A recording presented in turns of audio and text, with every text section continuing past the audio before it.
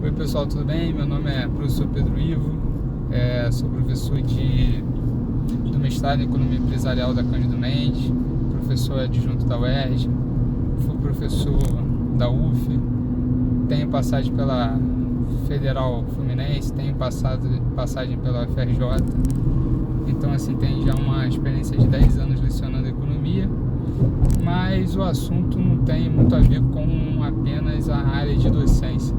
Na verdade, eu quero tratar um assunto mais ligado à economia propriamente dita. Assunto este que não necessariamente ele é abordado nos manuais de economia. Eu falo sobre segurança e as políticas de segurança que possam ser implementadas no Rio de Janeiro. Hoje, e cada vez mais, nós temos um ímpeto muito grande pelo imediatismo.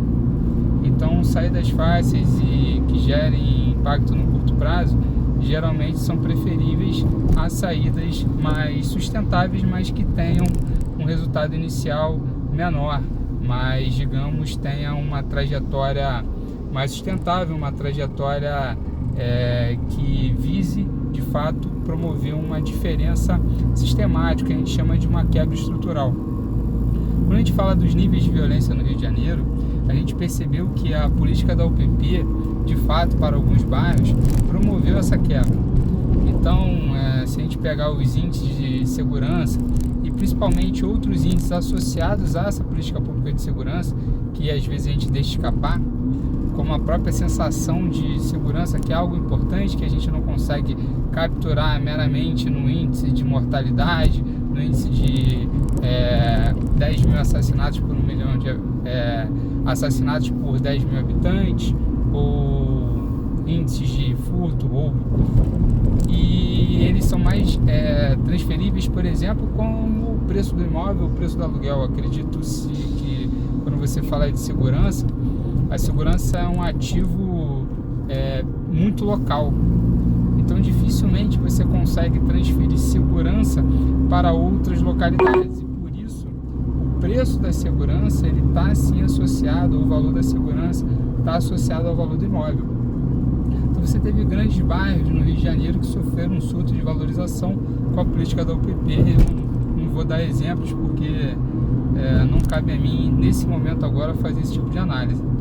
O que eu quero colocar de outro lado é o seguinte, que a política hoje que está sendo adotada talvez seja um reforço da política que a gente já vem enfrentando, que é uma política basicamente de enxugar gelo, ou seja, de você combater no pior cenário possível, que é o cenário onde o crime já aconteceu e onde você, na verdade, está dando apenas uma punição que possa ser efetiva ou não ao meliante, mas que de forma alguma você consegue reduzir o que na cabeça dele se configura como uma escolha racional.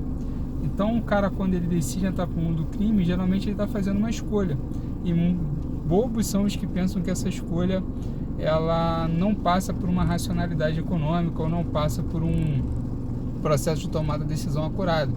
Se você parar para pensar em termos de perspectiva de grande parte da população, as perspectivas são muito ruins, né? São muito baixas. Então você tem um cara que não teve acesso a uma boa educação, não tem acesso a uma boa escola, e o que esse cara vai fazer? Ao mesmo tempo você tem níveis de punição muito baixos também, índices de solução de crimes também muito pequenos. Isso acaba favorecendo uma política de cada vez mais incentivar o crime. Então, na minha visão, para você resolver o problema do crime, você primeiro precisa desmontar um aparelhamento estatal voltado exatamente para fornecer subsídios e incentivos ao crime. Eu digo isso falando sobre o Judiciário, Ministério Público e Defensoria Pública. Está lá, e também no comando dos quartéis generais, está lá uma possível solução para esse crime.